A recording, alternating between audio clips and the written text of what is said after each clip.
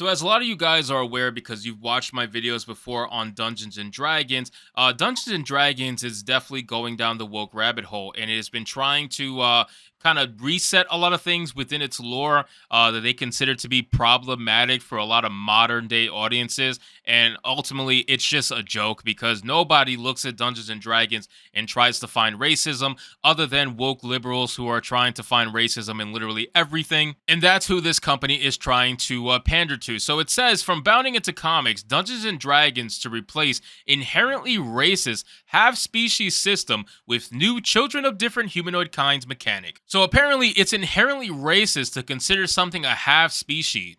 I don't really know why that is, but again, this is Dungeons and Dragons.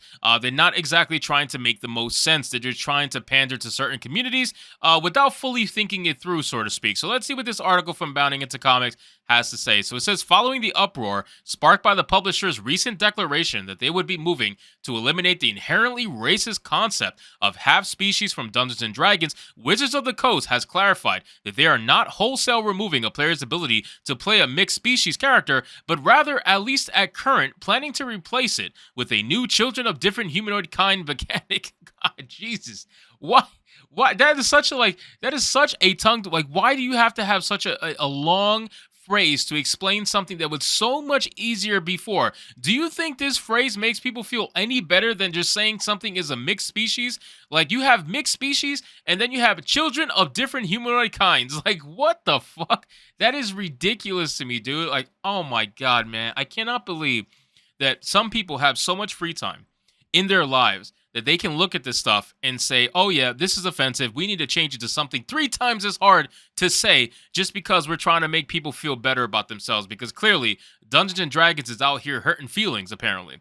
So it says the popular tabletop publisher first declared their intention to alter Dungeons and Dragons' treatment of half species during their recent D&D Creators Summit, an event hosted by Physically and Virtually, wherein Wizards of the Coast provided various game developers and related content creators with a sneak peek at the game's future direction. Therein, leads rules designer Jeremy Crawford revealed, as directly quoted by both tabletop designer Beth Rimmels and independent content creator Daniel Kwan, that the entire concept of half species would soon be phased out of D&D due to Wizards of the Coast's belief that the category's entire existence was problematic. They really love that word. You realize that? Like, that word problematic is gaining a lot of steam in modern day.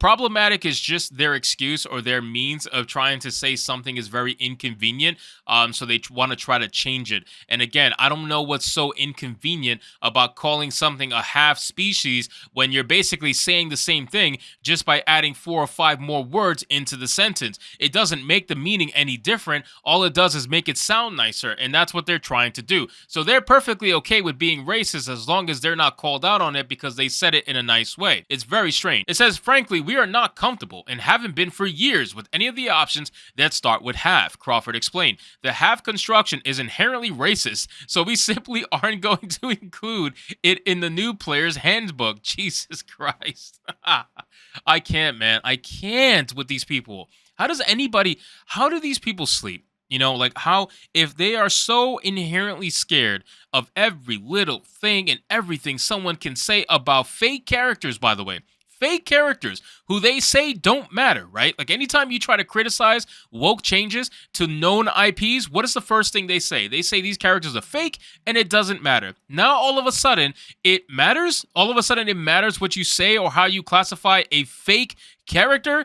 Guys, come on, make up your minds. Like, that's the problem I have with the argument from this particular side, because it's never consistent. It's only in their benefit. So if it's in their benefit to say that this is not going to be a good thing, then they will absolutely say so. However, if it's in your benefit to criticize it and call it out for what it is, then they want to say, well, it doesn't matter, it's fake, so why are you so mad? They just try to devalue your argument any chance that they get, and it doesn't work. Like, it's so easy to call that out because, again, it's hypocrisy, and hypocritical people are very easy to spot. So it says, offering one caveat, the designer then assured players that despite the half-species official removal from the player's handbook, if someone wants to play those character options, they'll still be in D&D Beyond, and they'll still be in the 2014 player's handbook. Soon after the event, Crawford's announcement spread like wildfire across social media, as many baffled players understandably took his exact warning to mean that Wizards of the Coast would be eliminating all mixed race mechanics from the game. In light of this outrage, Wizards of the Coast took to the official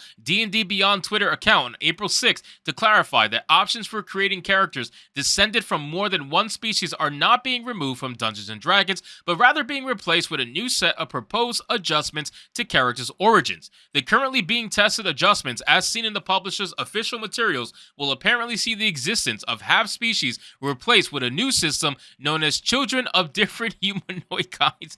I can't even say that entire sentence without just wanting to die laughing. I really can't. Like this sentence right here is definitely made probably from a liberal white woman, most likely. But let's be fair, it could be a dude. I'm just saying, most of the time when you see stuff like this, it's almost always a liberal white woman. And it's terrible, terrible to see, because you're making something that's so easy to say, which is half species, and you're turning it into children of a different humanoid kind. I feel like this is more insulting. This is such a generic statement that someone is saying versus half species. I don't even know anymore, dude.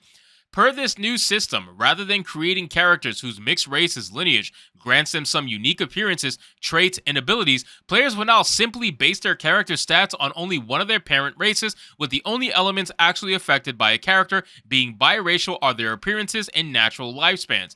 So not only that, they're making the game less interesting to play. They're making it a little more boring. Like, they're trying to make everything the same. It's weird. Like, the whole point of being diverse is so that you can be diverse.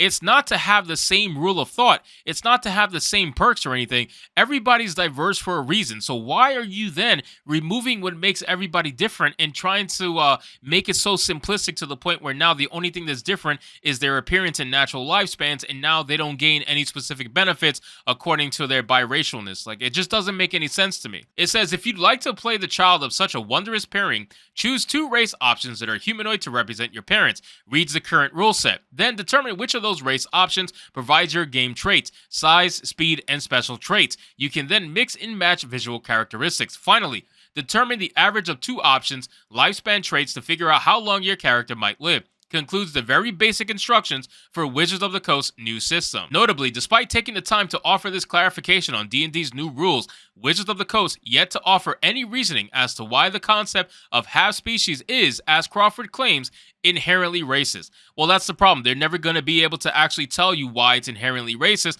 because they would have to then admit that themselves are racist. They have to see racism in order to actually try to change anything. So they're trying to say that this is racist because in their mind, it's racist. But why would you consider people who are biracial racist? It doesn't make any sense. Like, you realize half a species people exist, right? Like, if you're trying to use your terminology, yes, biracial people exist. Why would that be inherently racist then to showcase that in your D&D game? Why are you trying to give it such a generic fucking name that really, honestly, takes any interest out of biracial characters? It doesn't make any sense to me. So ultimately, this is D&D. This is where they're at now. This is where they've been for a while. And this is where Wizards of the Coast has been going for quite a long time. If you've been following me in my videos, you guys already know this. So anyway, guys, thank you so much for watching this video. I hope you did enjoy it. And if you did, consider leaving me a subscribe. I would greatly appreciate it. Don't forget to like the video, comment, let me know what you thought, and I'll see you guys on the next one. Hypnotic out.